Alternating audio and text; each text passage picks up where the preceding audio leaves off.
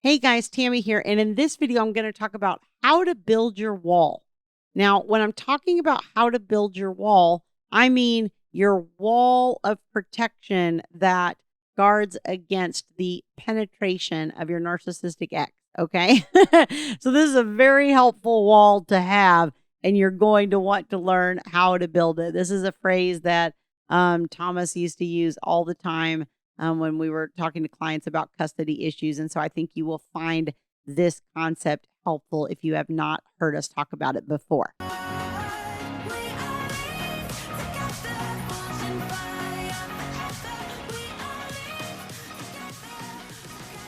If you like my content, please hit like on this video and also subscribe to the channel so that you get notified as new videos are released. And as always, please feel free to share this on social media. When we talk about building a wall, what we're really trying to do, I think another phrase for this is boundaries, right? And I think that when we start figuring out that our ex is narcissistic and we start figuring out the patterns that have happened in that relationship and our part in them, usually the first foundational step is a boundary.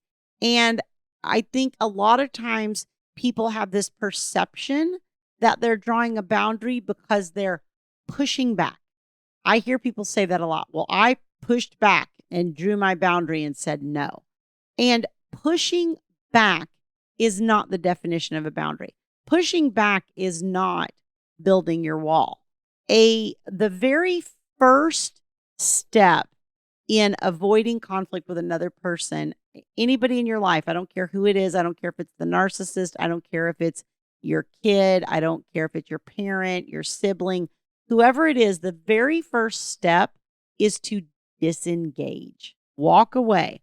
And now, if you're like me, I can tell you that times when I've been in relationships and people in my life have tried to walk away in conflict, I was not too receptive to that.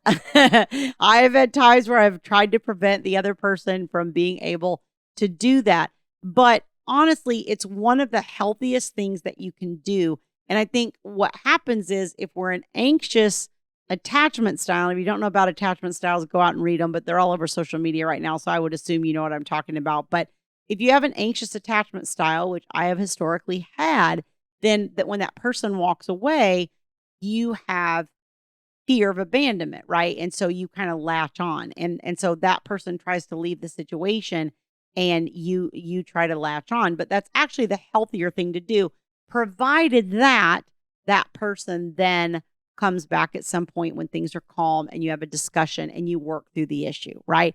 Just leaving and bailing, well, that's called avoidance, and that doesn't help either. There's got to be that balance of where you get the space that you need, you disengage, and then you come back to have a discussion about it. Now, with a narcissistic ex that you're dealing with, really it's only the first part, because you're probably not going to come back and have any kind of reasonable discussion with this person about anything, in my experience.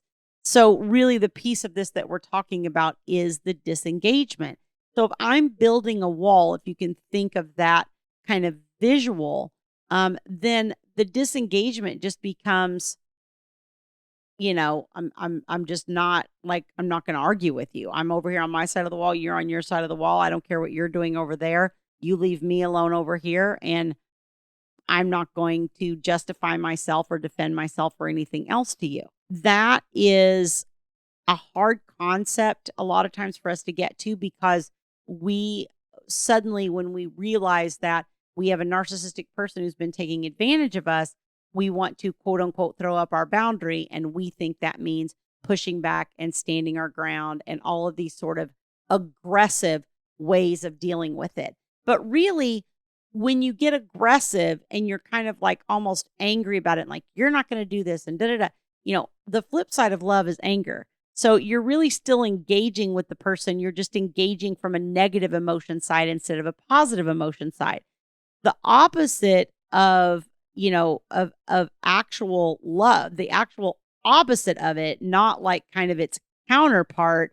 The opposite of it is apathy. Like, I don't really care. I don't really care what you do. If I don't love you or you're not somebody in my life or on my radar, whatever you're doing is on you. I don't really care, right? And if I'm angry at you, then I have some emotion, some vested interest. But if I'm apathetic, I don't really care. You can do whatever you want. And that's kind of where the disengagement starts, is you have to emotionally get to the point where you can disengage on that level because you don't really care what they're doing. And I know that a lot of us think we don't care, and you may not care in terms of, I don't care about having a relationship with this person. I'm not in love with them. I'm not, like, it's none of that. But you do care because you have some kind of fear or anxiety that they're going to be able to manipulate or use something. And so that's the place that you're operating from, is I do care what they do. I do care what they say. I'm defending myself. I'm doing all these things lest they be able to use anything against me or twist it or whatever. And when you really just let go of that rope, so to speak, and you just completely disengage and you don't care what they're doing, honestly, your emotional freedom is on the other side of that. I have so many clients that it eliminates the fear, it eliminates the anxiety, it eliminates the stress. I have clients that come back and say, wow, this is like a whole new life. I've really crossed over into the other side emotionally, where I don't have that day-to-day stress, or a note comes from them and I don't get that knot in the pit of my stomach. That's where I'm trying to help you progress to when we're doing this. The things you want to focus on, I kind of have like 5 key tips for you here to build your wall real quickly, okay? We're going to just create our own world, and we're going to focus on our own world. So when the children are with us, we're going to focus on what we're doing and what's happening in our world, and we're not going to worry about what happens when the child goes into the other world, things the child says about the other world, unless the child's in danger in some way. But aside from that, we're going to just focus on our own thing, okay? When you do have to communicate with the other parent, one of the things that you want to do is you want to stick to business, right? Don't talk about the relationship, the breakdown, should have, could have, would have. They always do this, they always do that. Stick to the business at hand. I'm going to be 30 minutes late picking up the child. Is that okay? Can we meet 30 minutes later? Whatever the issue is, stick to the concrete logistical stuff and not any of the other parts of who should have, could have, would have done whatever thing. Okay. So make sure that the communication is devoid of all of those types of emotional things. It's also helpful if you could have somebody read your communication before you send it. This is kind of the person I was for Thomas in the very beginning, as he would write these emails to his ex-wife and then he would have me read them.